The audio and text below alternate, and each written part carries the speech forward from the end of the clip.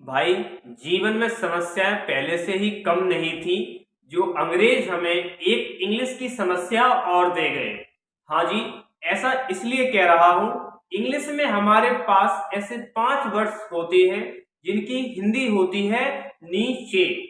फिर भी हम सबका यूज अलग अलग परिस्थितियों में करते हैं।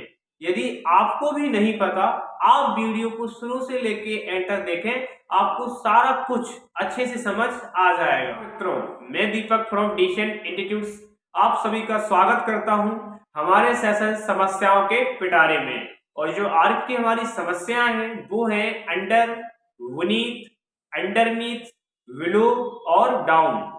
इन सबके सब वर्ड्स का हिंदी होता है नीचे। फिर हम किस तरीके से, कहां पर और कब किस वर्ड्स का यूज करेंगे, ये सब कुछ हम एक एक करके समझेंगे। तो फिर आइए स्टार्ट करते हैं। हमारा पहला वर्ड है अंडर। अब हम अंडर को अकेले नहीं समझेंगे, अंडर को हम बीनीथ के साथ कंपेयर करके समझेंगे ताकि आपको चीजें अच्छे से समझ आ सकें। परंतु उससे पहले आप एक चीज को और समझें। हमारे पास दो शब्द हैं, विनीत और अंडरनीथ। इन दोनों में कुछ भी अंतर नहीं है। जहां पे आपको बीनीथ लगाना है वहां पे आप अंडरनीथ लगा सकते हैं।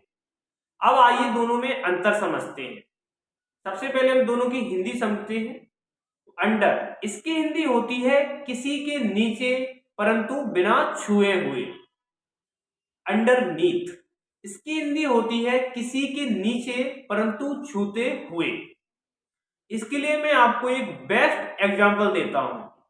हर कोई हमारे कृष्ण भगवान के बारे में तो जानता ही होगा। जब उन्होंने पर्वत को छूली पर उठाया था तो वो पर्वत के नीचे तो थे परंतु छूते हुए।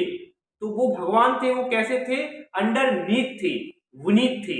लेकिन जो कृष्ण भगवान के साथ लोग खड़े हुए थे वो पर्वत को छूते हुए नहीं थे। तो वो लोग कैसे थे? अंडर। तो आपको अब समझ आया होगा, जब हम किसी चीज के नीचे हैं बिना छुए हुए तो हम अंडर हैं, और जब हम किसी के नीचे हैं छूते हुए तो फिर हम बीनीथ हैं, अंडरनीथ हैं। आइए कुछ एग्जांपल करते हैं। मान लो आपका दोस्त है, उसे छत के नीचे रहना पसंद नहीं है।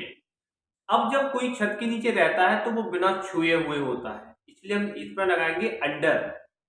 माई friends does not like to live under the roof. एक एग्जांपल और लेते हैं। मान लो आपका कोई बड़ा भाई है जिसे पेड़ों के नीचे बैठना बहुत ज्यादा पसंद है।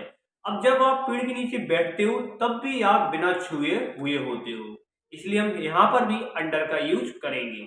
माई big brothers likes to sit under the tree. मेरे बड़े भाई को अच्छा लगता है पेड़ के नीचे बैठना। आइए अब कुछ एग्जांपल हम अंडरनीथ और विनीथ के करते हैं। मान लो आपको बोलना है कि जो आपका मोबाइल है वो किसी बुक के नीचे रखा हुआ था।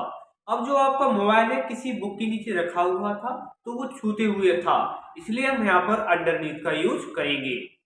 My mobile was underneath the book. मेरा मोबाइल बुक के नीचे था।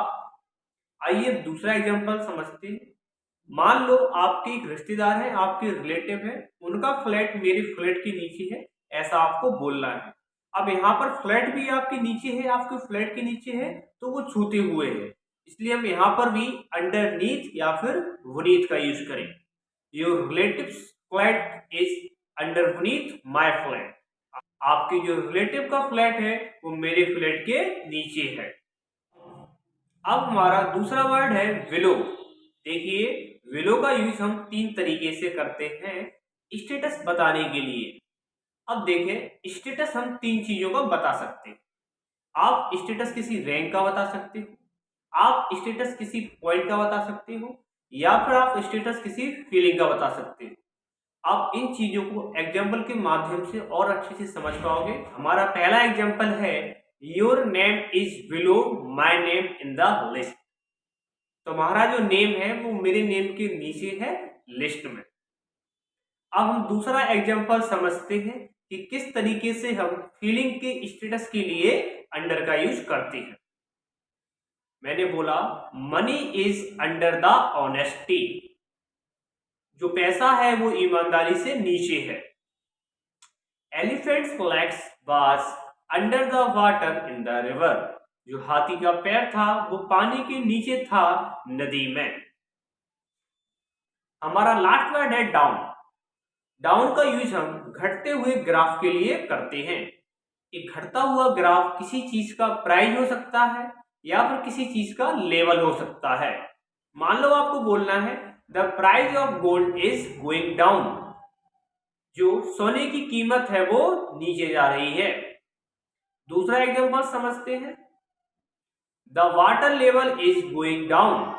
जो पानी का लेवल है वो नीचे जा रहा है। यहां तक वीडियो देखने के लिए धन्यवाद। अब बारी है लोगों का भला करने की।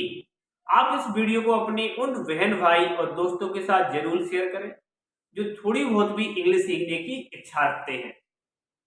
हाँ, एक बात और, बहुत ही जल्द मैं अपने चैनल पर लाइव क्लासेस लेके आने वाला हूँ इंग्लिश ग्रामर की।